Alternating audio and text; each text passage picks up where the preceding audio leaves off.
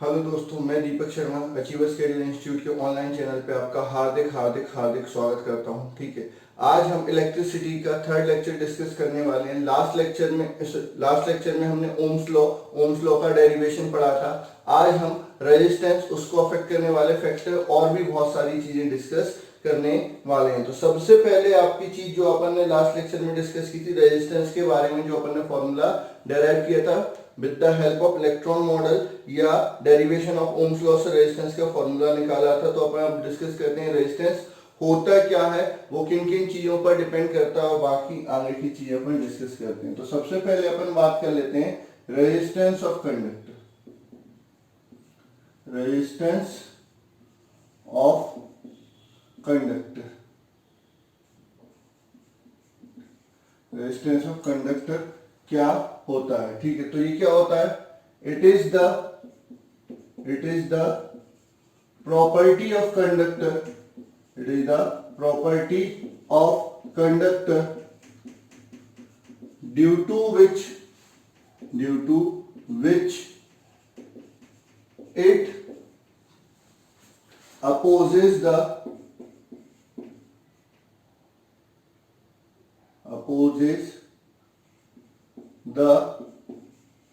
flow of electric current through it। मतलब आपका क्या होता है, रेजिस्टेंस क्या होता है? एक ऐसी प्रॉपर्टी होती है जिसके कारण वो अपने कंडक्टर के अंदर इलेक्ट्रिक करंट के फ्लो का अपोज करता। मतलब जितना ज्यादा रेजिस्टेंस रहेगा उतना कम क्या हो जाएगा? करंट हो जाएगा। और जितना कम रेजिस्टेंस रहेगा उतना ज्यादा क्या हो जाएगा? रेजिस्टेंस जितना ज्यादा रेजिस्टेंस रहेगा उतना कम करंट हो जाएगा, और जितना कम रेजिस्टेंस रहेगा उतना ज्यादा करंट हो जाएगा। तो जो रेजिस्टेंस है किसी कंडक्टर का, वो क्या है? एक ऐसी प्रॉपर्टी है जिसके कारण वो करंट के फ्लो का अपोज करती है। ठीक है, न्यूमेरिकली अगर अपन इसको डिफाइन करना चाहें तो अपन जानते हैं वी नो दैट आर बराबर क्या होता है? V upon I. ठीक है, और जो आर होता है वी और आई पर डिपेंड नहीं करता, बस ये होता है। ठीक है, फॉर्मूला आपका ओम्स लॉ से ये हो जाता है। तो यहां से अपन इसकी डेफिनेशन निकाल सकते हैं। Hence resistance of conductor defined as potential drop across the conductor on flowing unit current through it। ठीक है, यानी आप I की वैल्यू कर दो, 1 कर दो, तो जितना पोटेंशियल ड्रॉप होगा वही क्या कहलाएगा? रेजिस्टेंस ऑफ कंडक्टर कहलाएगा। ठीक है, तो इट्स यूनिट पोटेंशियल की क्या होती है? वोल्ट, करंट की क्या हो जाती है? एम्पियर। ठीक है, तो इट्स यूनिट वोल्ट पर एम्पियर, और इसी को अपन क्या बोलते हैं? ओम बोलते हैं। डिनोट किससे करते हैं? कैपिटल ओमेगा से डिनोट करते हैं। ठीक है, तो आपका R बराबर V अपॉन आई, या इट्स यूनिट क्या हो जाएगी? वोल्ट पर एम्पियर या ओम हो जाएगी। ठीक है, तो it's dimensional formula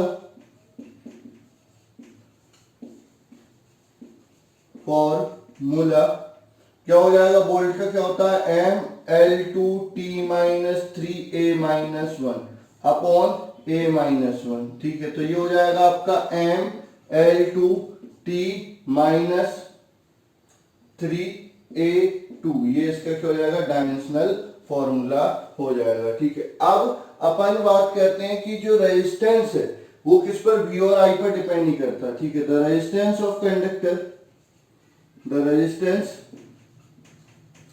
of conductor is independent of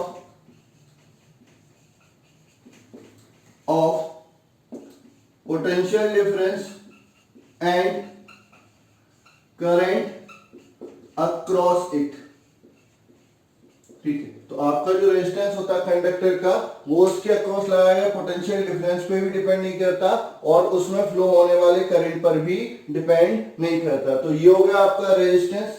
अब इसके बाद अपन बात करते हैं factor affecting resistance of conductor. किसकी बात करते हैं? Factor affecting resistance of conductor. तो पहले आपको पता है by Ohm's law resistance of conductor क्या आया था। ओम्स लॉ का जब डेरिवेशन किया था तो रेजिस्टेंस ऑफ कंडक्टर क्या आया था। तो स्टार करके लिख लेंगे by derivation of Ohm's law, derivation of Ohm's law R बराबर M L upon N E square tau A. ठीक है, M L upon N E square tau A, ये आपका रेजिस्टेंस ऑफ कंडक्टर का फॉर्मूला हो जाता। अब अपन बात करते हैं factor affecting resistance of conductor. ठीक है, कंडक्टर के रेजिस्टेंस को अफेक्ट करने वाले फैक्टर, किन किन चीजों पे कंडक्टर का रेजिस्टेंस डिपेंड करता है। तो सबसे पहले आपका आता है length of conductor, length of conductor. ठीक है, आपका ये फॉर्मूला देख रहे हो, इसमें बाकी सारी चीजें क्या रहती हैं? कांस्टेंट रहती है। मतलब एरिया भी चेंज नहीं होता है, टेम्परेचर भी चेंज नहीं होता है, नेचर ऑफ मटेरियल भी चेंज नहीं होता है। तो आपका जो रेजिस्टेंस है वो लेंथ के क्या हो जाएगा? डायरेक्टली प्रोपोर्शनल हो जाएगा। लेकिन कंडीशन वही है कि आपका एरिया वगैरह चेंज नहीं होना चाहिए। तो लेंथ ऑफ कंडक्टर, तो the resistance of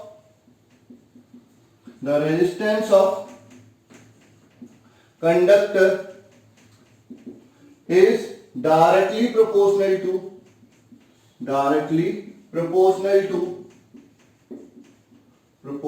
to its length। ठीक, its length means on increasing length resistance of conductor also increases। ठीक है, आप अगर लेंथ बढ़ाएंगे तो रेजिस्टेंस ऑफ कंडक्टर भी क्या हो जाएगा? बढ़ जाएगा। And on decreasing length of conductor, on decreasing length, the resistance of conductor also decreases। ठीक, यानी अगर लेंथ बढ़ाओगे तो रेजिस्टेंस बढ़ जाएगा, लेंथ कम करोगे तो रेजिस्टेंस कम हो जाएगा। तो जो R है वो डायरेक्टली प्रोपोर्शनल हो जाएगा किसके? L के। ठीक है, सेकंड अपन बात करते हैं area of cross section. Area of cross section और thickness, area of cross section और थिकनेस। ठीक है, तो आपका क्या आ जाएगा? एरिया ऑफ क्रॉस सेक्शन का मतलब क्या होता है? जैसे ये कंडक्टर, तो ये इसकी क्या हो जाती है? लेंथ हो जाती है, और ये सामने वाला जो पोर्शन हो जाता है वो क्या कहलाता है? Area of cross section. Area of cross section ज्यादा होगा तो कंडक्टर क्या हो जाएगा? मोटा। तो एरिया ऑफ क्रॉस सेक्शन को आप थिकनेस के साथ कंसीडर कर सकते हैं। तो एरिया ऑफ क्रॉस सेक्शन और थिकनेस। ठीक है, तो इसमें क्या होता है? The resistance of conductor is inversely proportional to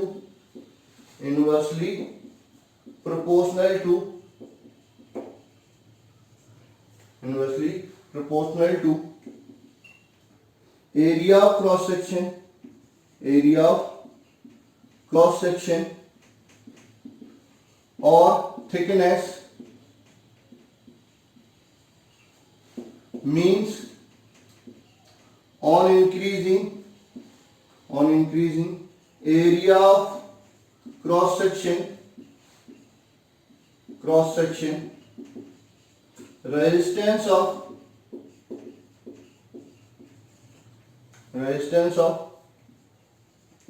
conductor decreases, ठीक है, रेजिस्टेंस ऑफ कंडक्टर डिक्रीजेस, ठीक है। तो आर आपका इनवर्सली प्रोपोर्शनल हो जाता है एरिया का, ठीक है। तो जो पतला वायर होता है उसका रेजिस्टेंस क्या होता है, ज्यादा होता है। जो मोटा वायर होता है उसका रेजिस्टेंस क्या होता है, कम होता है। जितना ज्यादा मोटा वायर होगा उतना रेजिस्टेंस क्या हो जाएगा, कम हो जाएगा। जितना पतला वायर रहेगा उतना रेजिस्टेंस ज्यादा हो जाएगा। तो दो चीजों का तो आपका ये हो गया, एक लेंथ हो गया और एक एरिया ऑफ क्रॉस सेक्शन। तीसरा आता है टेम्परेचर।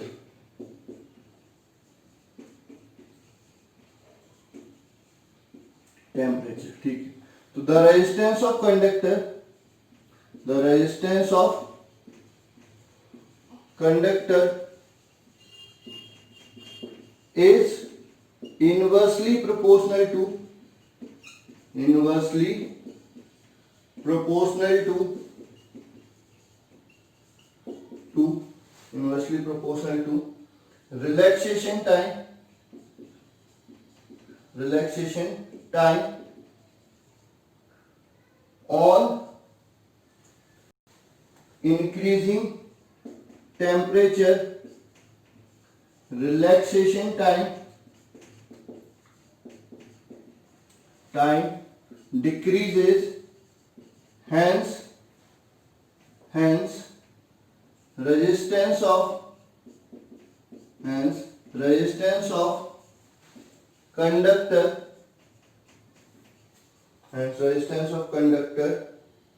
इंक्रीजेस, ठीक है। आपका क्या होता है, जो आर होता है वो रिलैक्सेशन टाइम यानी टाउ के क्या है, इनवर्सली प्रोपोर्शनल है। अब अगर आप टेम्परेचर बढ़ाते हो तो आपका रिलैक्सेशन टाइम टाउ क्या हो जाता है, कम हो जाता है। इसलिए टाउ कम हो गया तो रेजिस्टेंस क्या हो जाएगा, बढ़ जाएगा।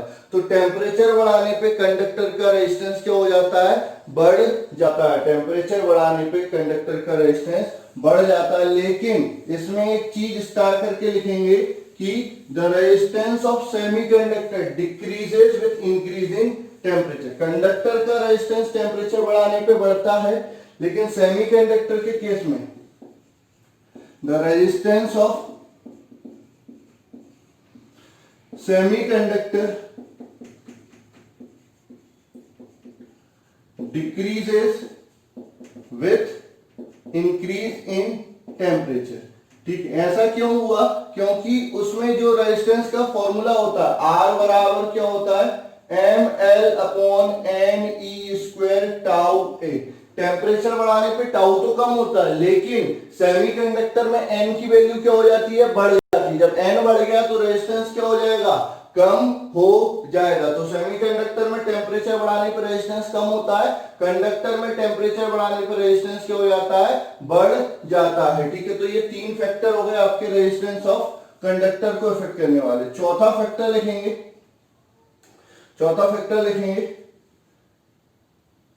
नेचर ऑफ मटेरियल, ठीक है। इसमें लिखेंगे the resistance of conductor is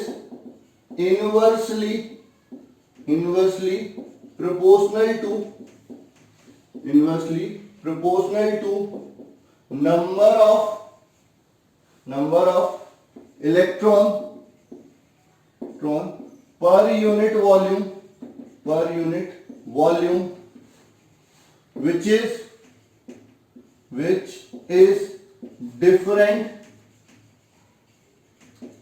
for different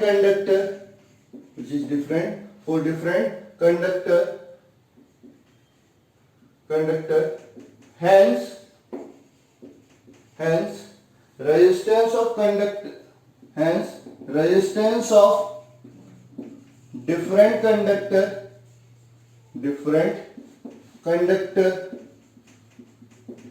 even of same length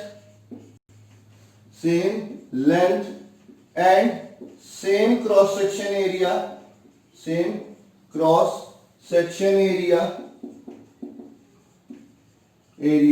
is different, ठीक है। क्या होता है कि किसी भी कंडक्टर का जो रेजिस्टेंस होता है उसमें जो number of electron per unit volume होते हैं उसके इनवर्सली प्रोपोर्शनल होता है। तो जो R है वो क्या है, इनवर्सली प्रोपोर्शनल है N के, और जो N की वैल्यू होती है वो अलग अलग कंडक्टर के लिए अलग अलग होती है। अब अपन ने दो कंडक्टर लिए, एक एल्यूमिनियम का लिया और एक कॉपर का लिया, दोनों की लेंथ सेम ली, एरिया ऑफ क्रॉस सेक्शन भी क्या लिया, सेम लिया, फिर भी इनका रेजिस्टेंस अलग अलग होगा। क्यों अलग होगा, क्योंकि number of electron per unit volume क्या है, अलग अलग है। तो आपका जो रेजिस्टेंस होता है कंडक्टर का वो नेचर ऑफ मटेरियल या नेचर ऑफ कंडक्टर पे भी डिपेंड करता है। सारी चीजें सेम है, कंडक्टर अलग अलग है तो रेजिस्टेंस भी क्या हो जाएगा, अलग अलग हो जाएगा। तो ये चार फैक्टर होते हैं जिन पर रेजिस्टेंस ऑफ कंडक्टर डिपेंड करता है। ठीक है, अब किसी कंडक्टर का रेजिस्टेंस टेम्परेचर पे कैसे डिपेंड करता है, उसके लिए क्या फॉर्मूला होता है वो अपन वो डिस्कस कर लेते हैं। ठीक है, dependence of resistance of conductor on temperature. ठीक है, अगली हेडिंग अपन बात कर रहे हैं dependence of resistance of conductor on temperature.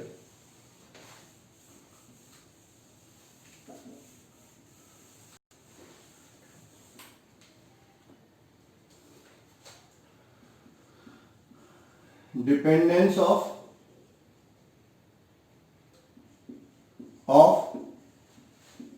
resistance of conductor on temperature। किसी कंडक्टर का रेजिस्टेंस टेम्परेचर पे कैसे डिपेंड करता है। ठीक है, तो इसमें लिखेंगे the variation of resistance of conductor with temperature is given by following formula. ठीक है, यानी आपका किसी कंडक्टर का रेजिस्टेंस टेम्परेचर के साथ किस तरह से चेंज होगा उसके लिए एक फॉर्मूला है। क्या है, आर टी बराबर R0 1 plus alpha T plus beta T square. ठीक है, where R T is resistance of conductor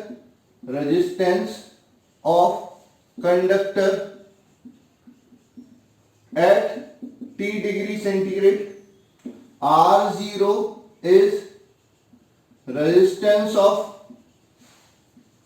conductor at 0 degree centigrade, T is temperature in degree centigrade, alpha and beta are temperature coefficient. ठीक है, coefficient. ठीक है, तो आपका क्या हो जाएगा, unit of alpha degree centigrade inverse, unit of beta degree centigrade की power -2, where beta is very small at low temperature, beta t square can be neglected। ठीक है, तो आपका रेजिस्टेंस का फॉर्मूला फिर क्या हो जाएगा, आर टी बराबर R0 1 प्लस अल्फा टी। ठीक है, अब अल्फा जो होता है वो पॉजिटिव भी हो सकता है, नेगेटिव। कंडक्टर के लिए पॉजिटिव होता है, सेमीकंडक्टर के लिए नेगेटिव हो जाता है। तो इसके अकॉर्डिंग आपका क्या होता है, रेजिस्टेंस वेरी करता है। ठीक है, तो ये आपका फॉर्मूला होता है रेजिस्टेंस ऑफ कंडक्टर के लिए। कई लोग यहाँ पर टी की जगह पर डेल्टा टी यानी केल्विन में जो टेम्परेचर होता है वो डेल्टा टी से भी कर लेते हैं। ठीक है, अब अपन बात करते हैं, ये तो फॉर्मूला हो गया। कई बार आपको क्या होता है, आर टी और R0 दिया जाता है, अल्फा पूछा जाता है। ठीक है, तो अब अपन बात कर लेते हैं determination of temperature coefficient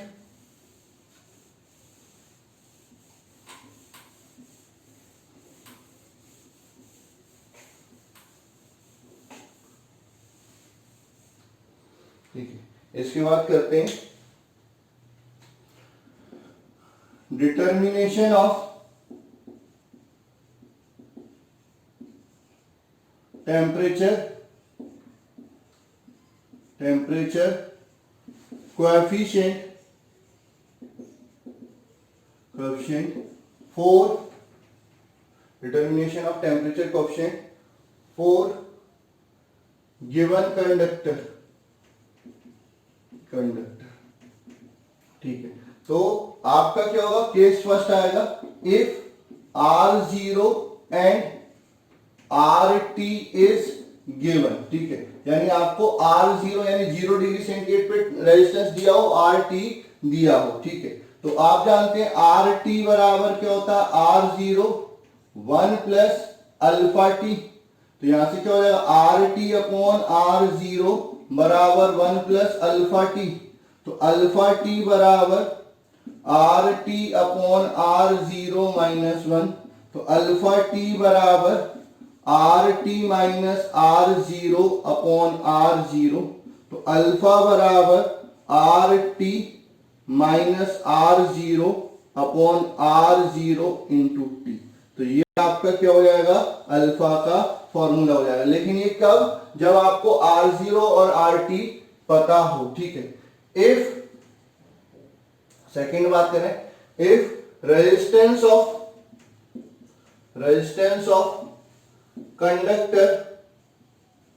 conductor at temperature T1 and T2 are R1 and R2 respectively, ठीक है। यानी आपका क्या हो जाएगा, अगर T1 और T2 टेम्परेचर पे रेजिस्टेंस ऑफ कंडक्टर क्या हो जाए, R1 और R2 हो जाए, तो आपका टेम्परेचर कोएफिशिएंट क्या होगा। तो R1 बराबर R0 1 plus alpha T1, R2 बराबर R0 1 प्लस अल्फा T2। अब R2 में R1 का डिवाइड करो, तो R2 अपॉन R1 बराबर R0 से R0 कैंसिल हो जाएगा, 1 plus alpha T2 upon 1 plus alpha T1। Cross multiply करो, R2 plus R2 alpha T1 बराबर R1 plus R1 alpha T2, ठीक है। क्या करेंगे, इसको उधर ले जाएंगे, इसको उधर ले आएंगे, तो R2 माइनस R1 बराबर R1 alpha T2 minus R2 alpha T1, ठीक है। तो यहां से क्या हो जाएगा, अल्फा कॉमन आ जाएगा, तो अल्फा कॉमन ले लिया, क्या बचेगा, R1 T2 minus R2 T1 बराबर R2 माइनस R1। तो अल्फा बराबर क्या हो जाएगा, R2 minus R1 upon R1 T2 minus R2 T1। ये भी आपका टेम्परेचर कोएफिशिएंट का फॉर्मूला हो जाता है, ठीक है। एक ही कंडक्टर का है और R1 R2 क्या है, रेजिस्टेंस है अलग अलग टेम्परेचर के। तो इस तरह से भी आपको क्वेश्चन करने को मिलता है। और कई बार क्या होता है, सीधा R बराबर R0 1 plus alpha delta T.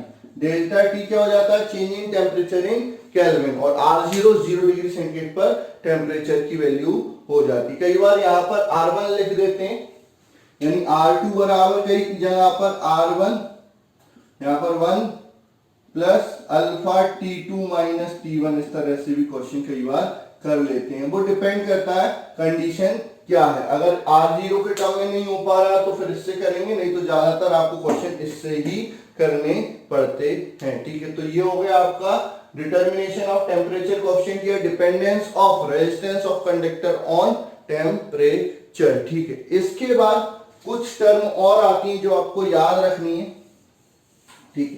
पहले आती है आपकी क्या, कंडक्टेंस। रेजिस्टेंस हो गया, इसके बाद अपन बात कर लेते हैं कंडक्टेंस की बात कर लेते हैं। किसकी बात कर लेते हैं, कंडक्टेंस ऑफ रेजिस्टर की बात कर लेते हैं, कंडक्टेंस की बात कर लेते हैं, ठीक। कंडक्टेंस क्या होता है? The reciprocal of resistance of conductor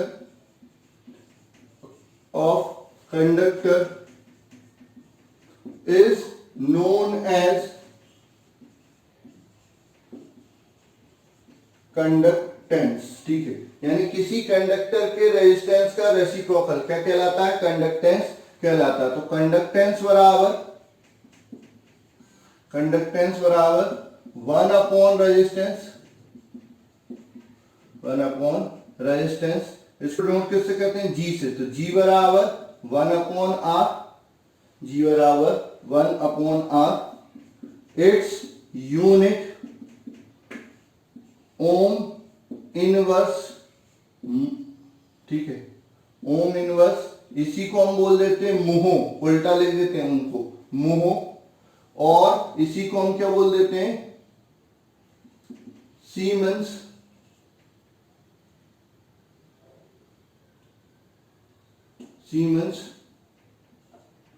इसको कैपिटल एस से डिनोट करते हैं। ठीक है, तो ये आपका कंडक्टेंस की यूनिट हो जाती है, या तो ओम इनवर्स बोल दो, या मोहो बोल दो, या सीमेंस बोल दो, या एस से डिनोट कर दो। ठीक है, डायमेंशनल फॉर्मूला बेटा, जो रेजिस्टेंस का फॉर्मूला पढ़ा था, डायमेंशनल फॉर्मूला, उसका उल्टा। रेजिस्टेंस का क्या पढ़ा था? एम L2 T-3 A-2, उसकी पावर -1। तो ये हो जाएगा M-1 L-2 T3 A2। ये इसका क्या हो जाएगा? डायमेंशनल फॉर्मूला हो जाएगा। ये आपका कंडक्टेंस हो गया। ठीक है, इसके बाद आता है आपका स्पेसिफिक रेजिस्टेंस या रेजिस्टिविटी। क्या आता है? स्पेसिफिक रेजिस्टेंस और रेजिस्टिविटी। अगली हेडिंग लिख लेंगे,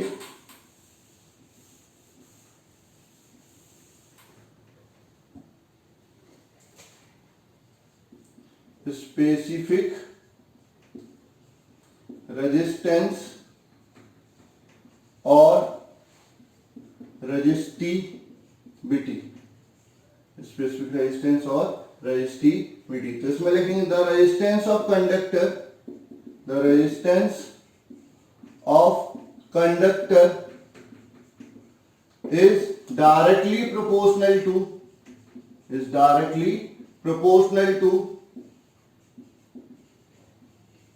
to its length and inversely proportional to area of cross section. ठीक है, यानी किसी कंडक्टर का जो रेजिस्टेंस होता है वो उसकी लेंथ के डायरेक्टली प्रोपोर्शनल होता है। ठीक है, और आपके एरिया ऑफ क्रॉस सेक्शन के इनवर्सली प्रोपोर्शनल होता है। ठीक है, बाय कंबाइनिंग अबव इक्वेशन, अगर दोनों इक्वेशन को कंबाइन करते हैं तो R प्रोपोर्शनल हो जाएगा L/A के। ठीक है, अब जब भी प्रोपोर्शनलिटी का साइन हटता है तो कांस्टेंट आता है, तो यहां पर कांस्टेंट आएगा R बराबर रो L/A। ठीक है, where rho is proportionality constant, where rho is proportionality constant, known as specific resistance और resistivity। ठीक है, तो यहां से रो बराबर क्या हो जाएगा? रो बराबर हो जाएगा RA/L। रो बराबर क्या हो जाएगा? RA/L। ठीक है, तो डेफिनेशन क्या हो जाएगी? Hence resistance of hence specific resistance of conductor is defined as resistance of conductor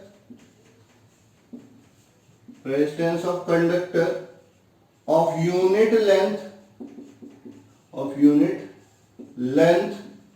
and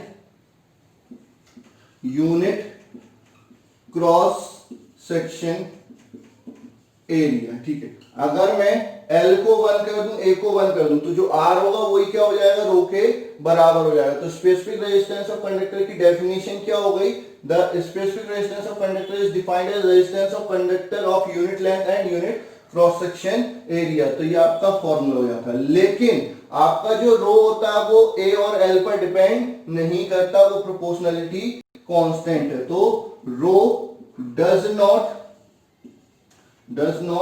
depends on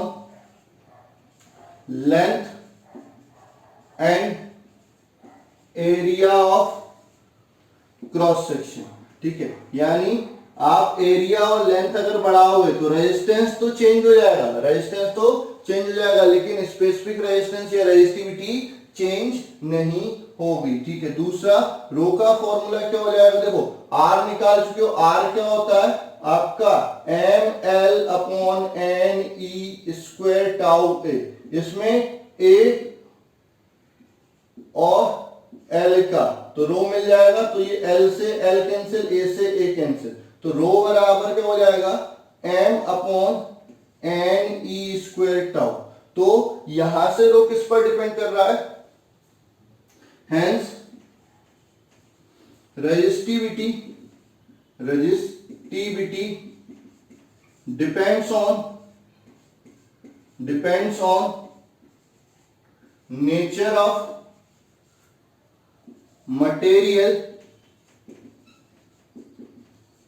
and temperature। ठीक है, तो आपका क्या होता है, रो किस पर डिपेंड करेगा, नेचर ऑफ मटेरियल और टेम्परेचर पे डिपेंड करेगा, लेंथ और एरिया ऑफ क्रॉस सेक्शन पे डिपेंड नहीं करेगा। और नेचर ऑफ मटेरियल और टेम्परेचर पे कैसे डिपेंड करेगा, जैसे रेजिस्टेंस डिपेंड कर रहा था। ठीक है, तो आपका जैसे R बराबर R0 1 प्लस अल्फा टी पड़ा था, रो बराबर रो 0 1 प्लस अल्फा टी हो जाएगा। ठीक है, उसके अलावा नेचर ऑफ मटेरियल मतलब आपका number of electron per unit volume अलग अलग है, तो आपका स्पेसिफिक रेजिस्टेंस या रेजिस्टिविटी भी क्या हो जाएगी, अलग अलग हो जाएगी। उसके बाद अपन बात करते हैं इट्स यूनिट। तो रेजिस्टेंस की यूनिट क्या होती है, ओम, एरिया की मीटर स्क्वायर, अपॉन में 1 मीटर तो ओम मीटर, तो its unit ohm metre. Dimensional formula ठीक है, क्या हो जाएगा आपका ml3t-3a-2। ठीक है, ओम का क्या होता है ml2t-3a-2, 1 मीटर यानी 8 L और बढ़ जाएगा, तो आपका क्या हो जाएगा ml3t-3a-2। ठीक है, तो आज आपको इतना याद करना है। इस पे अभी बहुत सारे क्वेश्चन, अलग अलग टाइप के क्वेश्चन पूछे जाते हैं, तो वो अपन अगले लेक्चर में डिस्कस करेंगे। ठीक है, आज आपको specific resistance, factor affecting resistance, dependence of resistance on temperature coefficient का डिटरमिनेशन, ये सारी चीजें आपको बहुत अच्छे से प्रैक्टिस करनी है, ये आपकी पूछी जाती है। खासकर स्पेसिफिक रेजिस्टेंस तो आपको पढ़ना ही है, कंडक्टेंस पढ़ना है, उसकी डेफिनेशन पढ़ना है। ठीक है, तो ये सारी चीजें आप पढ़ लेंगे, और अगर कोई दिक्कत आती है तो बिल्कुल आप मेरे से पूछ सकते हैं। आज के लिए बस इतना ही।